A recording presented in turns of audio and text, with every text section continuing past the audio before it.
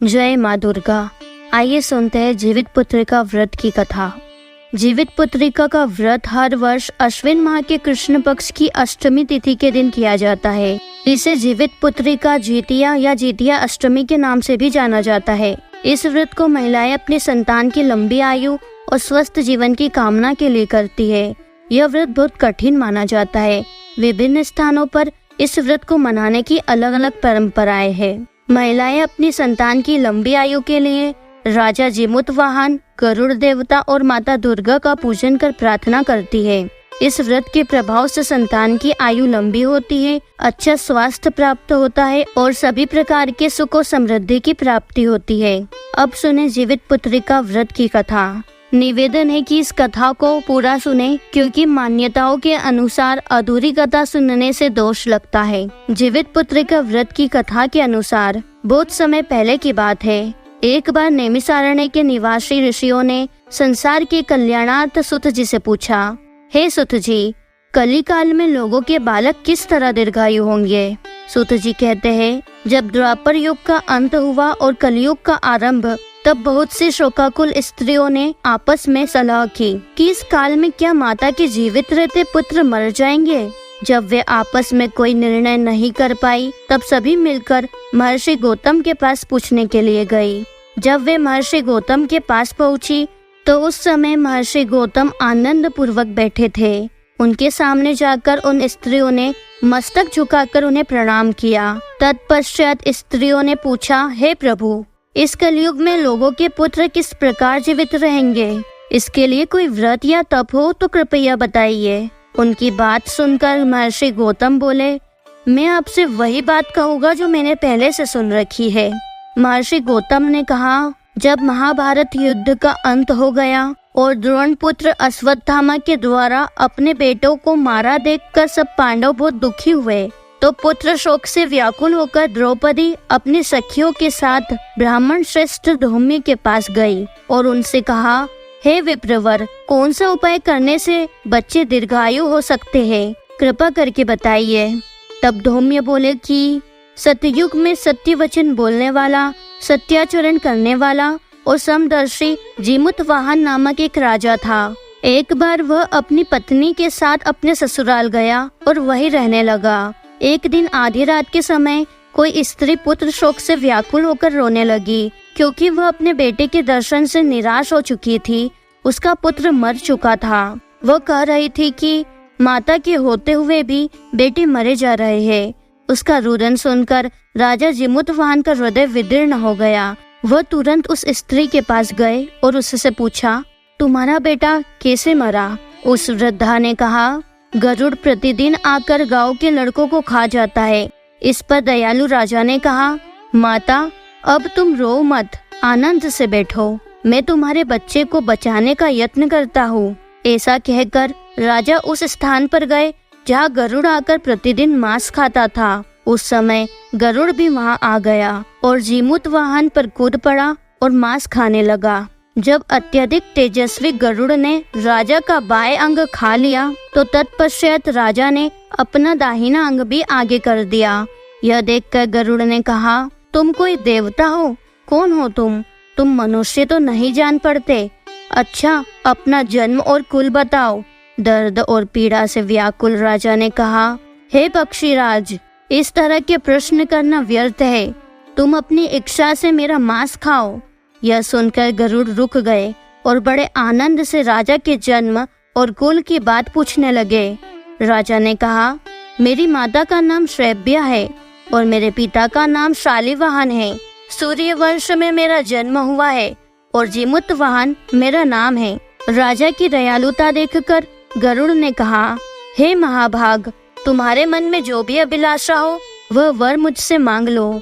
तब राजा ने कहा, यदि आप मुझे वर दे रहे हैं तो ऐसा वर दीजिए कि आपने अब तक जिन प्राणियों को खाया है वे सब जीवित हो जाए, और इसके बाद आप यहाँ के बालकों को ना खाए, और ऐसा कोई उपाय करे जिससे जो भी यहाँ जन्म ले वे लोग बहुत दिनों तक जीवित रहे।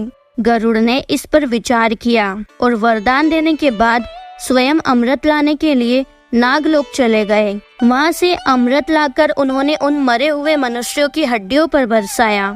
ऐसा करने से वे सभी लोग जीवित हो गए जिन्हें गरुड़ ने पहले खाया था।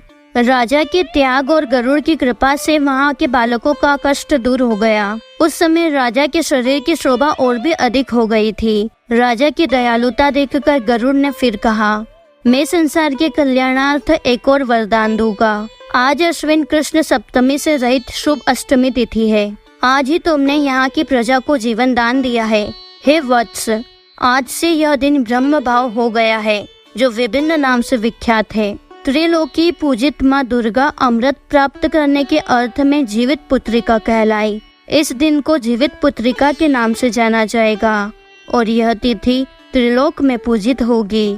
जो स्त्रियां इस जीवित पुत्रिका व्रत का पालन करेगी और तुम्हारी पूजा करेगी, उनके सौभाग्य में वृद्धि होगी और उनके वंश का भी विस्तार होता रहेगा। गरुड़ ने आगे कहा, हे महाभाग, विचार करने की आवश्यकता नहीं है। इस व्रत को सप्तमी से रहित और उदया तिथि की अष्टमी को ही करना चाहिए। सप्तमी वद अष्टमी जिस दिन हो उस दिन व्रत ना करे, शुद्ध अष्टमी को व्रत करे और नवमी तिथि को पारण करे। यदि इस पर ध्यान ना दिया गया तो फल तथा सौभाग्य नष्ट हो जाएगा। गरुड़ ने जीमूतवाहन को इस प्रकार वरदान देकर बैकुंठ धाम की ओर प्रस्थान किया और राजा भी अपनी पत्नी के साथ अपने नगर को वापस चले गए। मुनि धौम में द्रौपदी से कहते हैं, इस प्रकार जो भी इस विधि से व्रत करेगा उसकी संतान दीर्घायु होगी। हे देवी, तुम भी पूर्वोक्त विधि से यह व्रत और दुर्गा जी का पूजन करो तो तुम्हें अभिलाषित फल की प्राप्ति होगी। मुनिराज धौम्य की बात सुनकर द्रौपदी के हृदय में एक प्रकार का कौतूहल उत्पन्न हुआ और पुरावासनी स्त्रियों को बुलाकर उनके साथ मिलकर यह व्रत किया। महर्षि गौतम ने कहा, इस व्रत और इसके प्रभाव को किसी एक चिलनी ने सुन लिया और अपनी सखी सियारिन को बतलाया।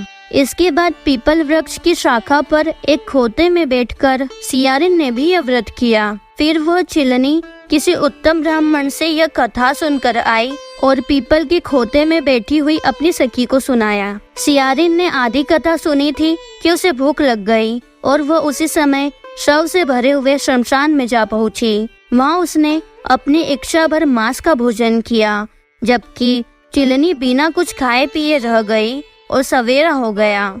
सुबह होते ही वह गौशाला में गई और वहाँ गाय का दूध पिया। इस तरह नवमी को उसने व्रत का पारण कर लिया। कुछ दिनों के बाद वे दोनों मर गई और अयोध्या में किसी धनी व्यापारी के यहाँ जन्मी। संयोग से उन दोनों का जन्म एक ही घर में हुआ। सियारिन बड़ी बहन हुई और चिलनी ने छोटी बहन के रूप में पुनर्जन्म लिया। वे दोनों सभी शुभ लक्षणों से युक्त थी, इसीलिए बड़ी लड़की काशीराज के साथ और छोटी लड़की मंत्री के साथ गृहपत अग्नि के सामने विधि पूर्वक ब्याही गई। पूर्व जन्म के कर्म फल से वह सियारिन मृगनयनी रानी हुई। वह जिस किसी भी संतान को उत्पन्न करती वह मर जाती थी और मंत्री की पत्नी ने अष्टवसुओं के समान तेजस्वी 8 बेटों को उत्पन्न किया और सभी जीवित रहे। अपनी बहन के पुत्रों को जीवित देखकर राजपत्नी को ईर्ष्या होने लगी। उसने अपने स्वामी से कहा, यदि तुम मुझे जीवित रखना चाहते हो तो इस मंत्री के पुत्रों को भी वहीं भेज दो जहाँ मेरे बेटे गए हैं, अर्थात इन्हें मरवा दो। यह सुनकर राजा ने मंत्री के पुत्रों को मारने के कई प्रयास किए, लेकिन मंत्री की पत्नी ने जीवित पुत्री का व्रत के पुण्य बल से अपने बच्चों को बचा लिया। एक दिन राजा ने अपने आदमियों से मंत्री के पुत्रों का सिर कटवाकर पिटारी में रखवाया और वह पिटारी उसकी माता यानी मंत्री की पत्नी के पास भिजवा दी गई, किंतु वे 8 सिर कीमती वस्त्र और जवाहरात में बदल गए और 8 लड़के भले चंगे होकर अपनी माता के पास वापस आ गए। उन्हें जीवित देखकर राजपत्नी को बड़ा विस्मय हुआ। अंत में वह मंत्री की पत्नी के पास गई और पूछा, बहन, तुमने कौन सा ऐसा पुण्य किया है जिससे बार बार मारे जाने पर भी तुम्हारे पुत्र नहीं मरते? इस पर मंत्री की पत्नी ने कहा, मैं पिछले जन्म में चिलनी थी और तुम सियारिन थी। हमने साथ में जीवित पुत्रिका का व्रत किया था। तुमने व्रत के नियमों का भली भांति पालन नहीं किया था, जबकि मैंने इसका पालन भली भांति किया था। इस दोष के कारण हे बहन, तुम्हारे पुत्र जीवित नहीं रहते। हे राजरानी, अब तुम भी इस जीवित पुत्री का व्रत को करो तो तुम्हारे बेटे दीर्घायु होंगे। मैं तुमसे सच कहती हूँ। और फिर इस कथा के अनुसार रानी ने भी व्रत किया और तभी से उसके कई सुंदर और दीर्घायु पुत्र उत्पन्न हुए जो बड़े बड़े राजा बने। सूत जी कहते हैं कि यह दिव्य व्रत सब प्रकार का आनंद देने वाला है। जो स्त्रियां चिरंजीवी संतान चाहती है वे विधि पूर्वक इस व्रत का पालन करे। इसी प्रकार से जो भी भक्त या जातक सच्ची श्रद्धा के साथ जीवित पुत्रिका का व्रत करते हैं उनके सभी दुख और कष्ट दूर होते हैं और संतान की आयु लंबी होती है। माता दुर्गा की जय, गरुड़ देवता की जय, राजा जिमुत वाहन की जय। निवेदन है कि इस वीडियो को लाइक कर ज्यादा से ज्यादा शेयर करें। आपका इतना सा सपोर्ट हमें इसी तरह की और वीडियोस बनाने में मदद करता है।